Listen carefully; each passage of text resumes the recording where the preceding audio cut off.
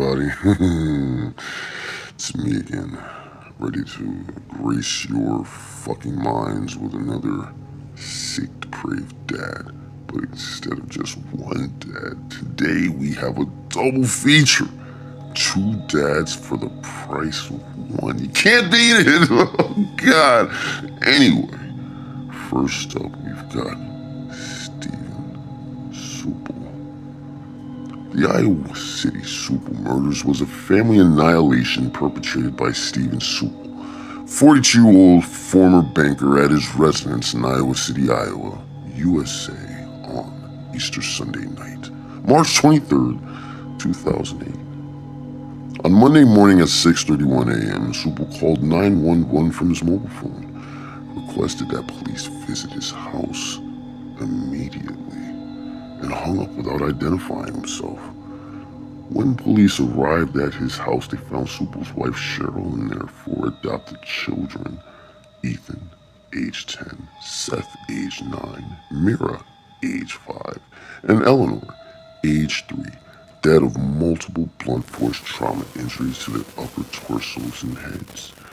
Police recovered the presumed murder weapons, 2 baseball bats, at the scene of the crime.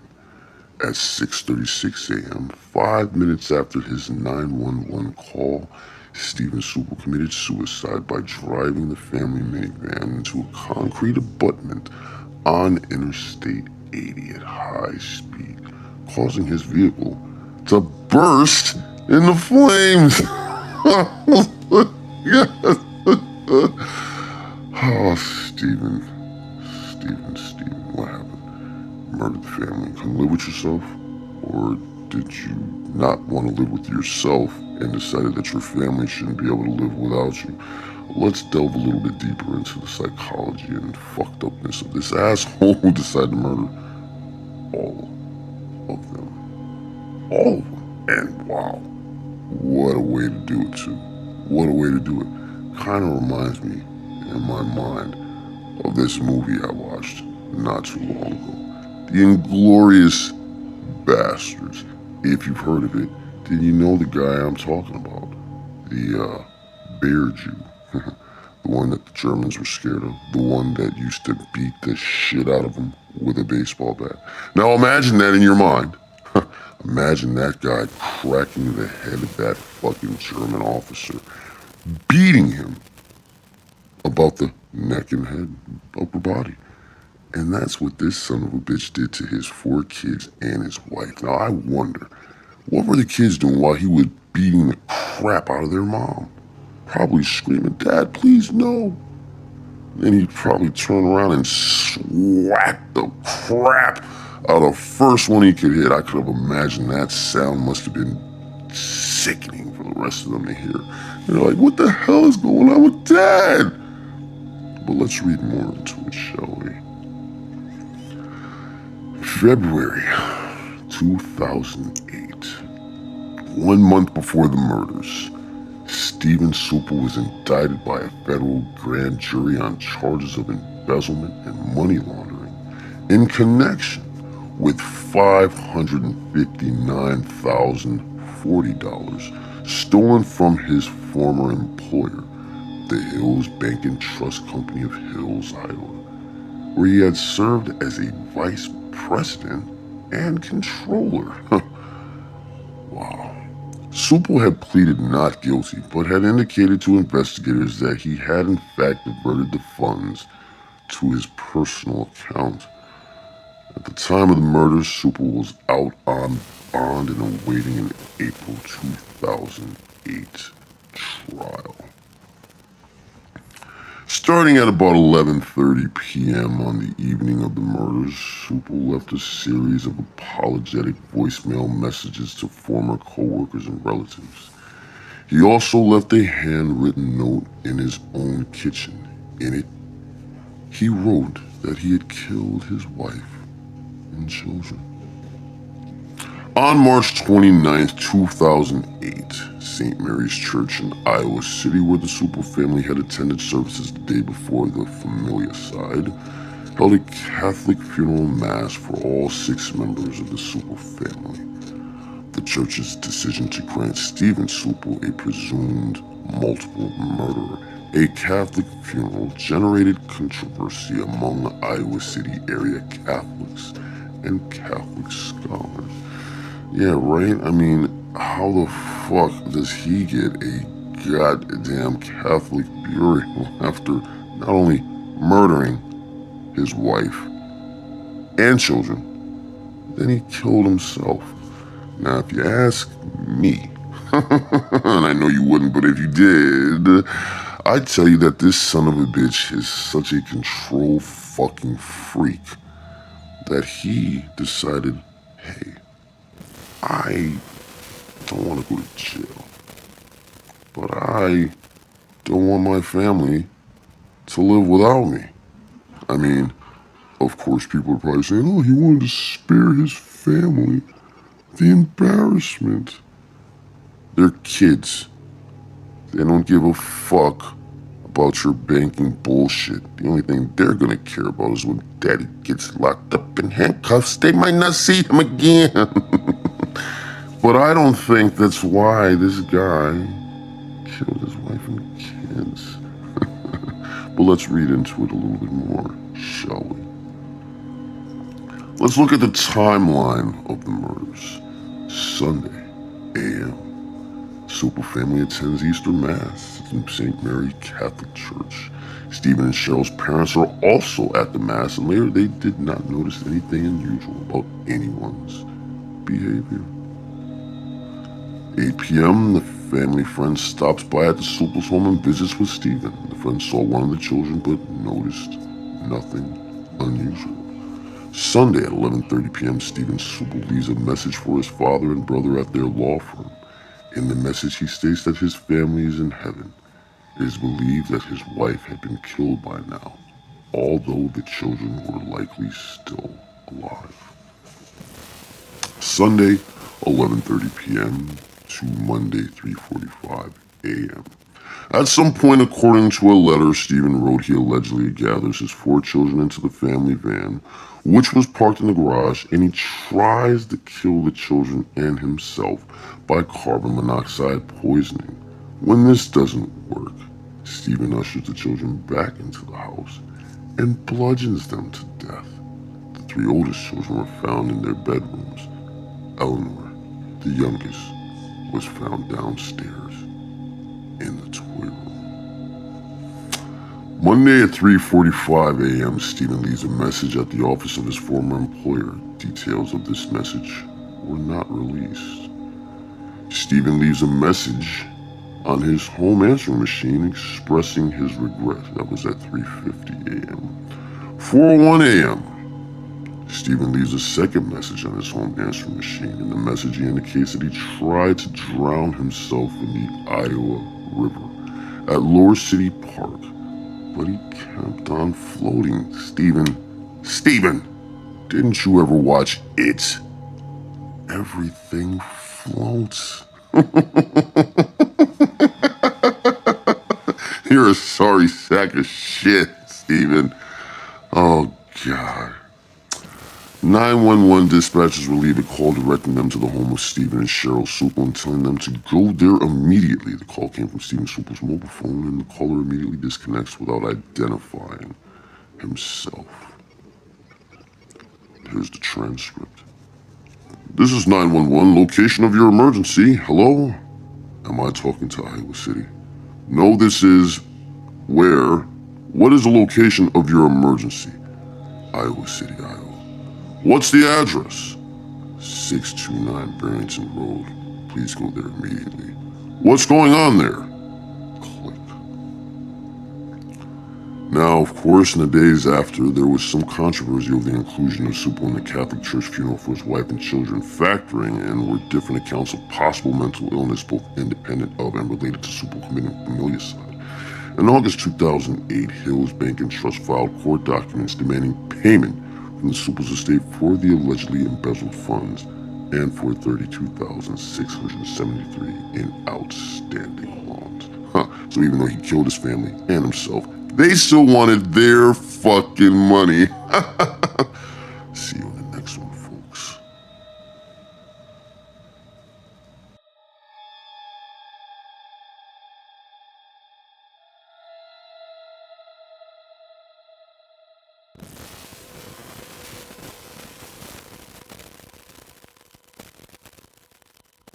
Now let's get right into our next dad, or stepdad, or depraved piece of shit.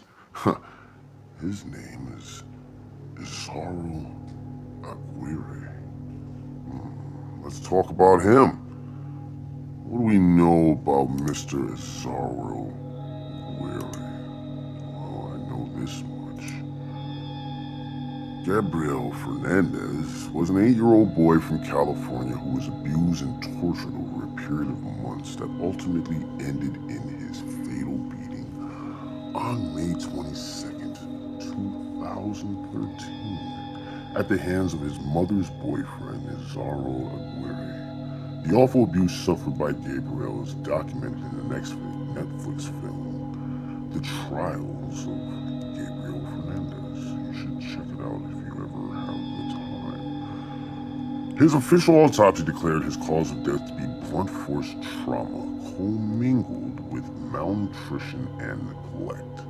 Over the period of abuse, he suffered broken ribs, a cracked skull, burns, among other things. Aguirre was charged with first-degree murder with special circumstances of torture for murdering Gabriel Fernandez. He pleaded not guilty. However, the jury found him guilty and recommended he be sentenced to death. Gabriel's biological mother, Pearl Fernandez, was sentenced to life imprisonment without the possibility of parole. Yeah, because she's... we'll talk about her on another day, on another subject matter. According to DEprAveD's classification, Aguirre is a de facto male. He is also an example of his stepfather who was extremely violent. In Scott's classification, Aguirre falls into elimination of an unwanted child by assault or neglect. Now let's get a little deeper into this, shall we? On May 24, 2013, Gabriel Fernandez, an 8-year-old boy from Palmdale, California, who had been abused and tortured over a period of months, died due to a beating from his mother, Pearl Fernandez, and her boyfriend, Isuaro Aguirre, 2 days earlier. Pearl Fernandez and Isuaro Aguirre were charged and convicted of first-degree murder with special circumstances of torture.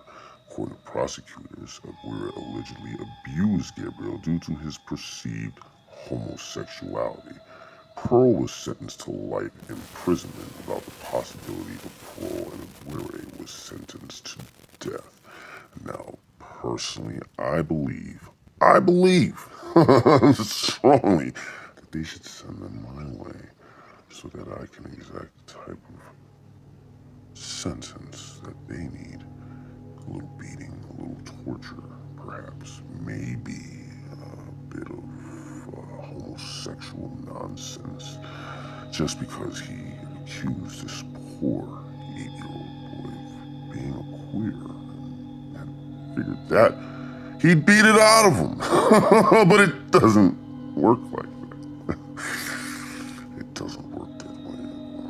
You fucking piece of shit. But anyway, they should sentenced both of them to death, and then should have stoned them both to death after having them suffer at the hands of homosexuals, since basically I would say that that's should be another crime lumped in there, don't you think? I mean, he beat this boy because he thought he was gay. Sounds like a hate crime there, folks. That sounds like something that all homosexuals should be worried about. I don't know where you are, Mr. Aguirre, but if you're around any homosexuals, I suggest you start beating on them mercilessly like you did an 8-year-old boy. Oh wait, you're in prison with men that are probably just as big and as bad as you are. I hope they beat your ass. And do other things to it as well. But let's continue, shall we? Throughout Fernandez's 8-month stay with his mother in Aguirre, multiple people reported signs of abuse to social workers with the Los Angeles County Department of Children and Family Services and the Los Angeles County Sheriff's Department. However, Fernandez was never removed from the household, not until he was dead. This led to concerns over the effectiveness and efficiency of social services in Los Angeles County, and led to forced social workers being criminally charged in Los Angeles Superior Court. All charges were later dropped. Now the victim, Gabriel Daniel Fernandez, was born on February 20th, 2005 to Arnold Contreras and Pearl Fernandez. Shortly after birth, Gabriel was put in the custody of his great uncle on his mother's side, Michael Lemos Carranza, and his partner, David Martinez. They continued to raise Gabriel for 4 years. In 2009, 4-year-old Gabriel moved in with his grandparents due to his grandfather's objection to Carranza's and Martinez's same-sex relationship.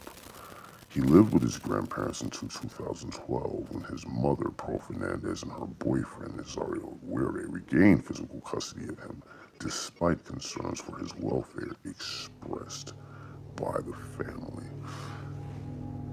Concerns for his welfare. For 4 years, this boy was just fucking fine with his great uncle and his uncle's lover, partner, boyfriend, whatever you want to call it. He was surrounded with love.